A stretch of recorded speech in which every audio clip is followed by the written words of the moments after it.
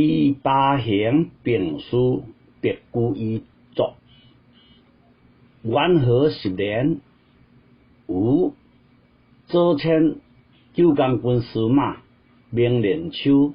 送客文宝曲，文周中亚旦比拔者，天其音精简人有经多声，文其人本中安昌鲁，上学比拔有木泽二贤才，年长色水，委身为个人妇，遂令酒使快谈所曲，曲罢闽人，自是小小时欢乐书。今飘轮交罪，转世有江湖间，有出关2年，点燃自安，感书人言，是说史格有天德意，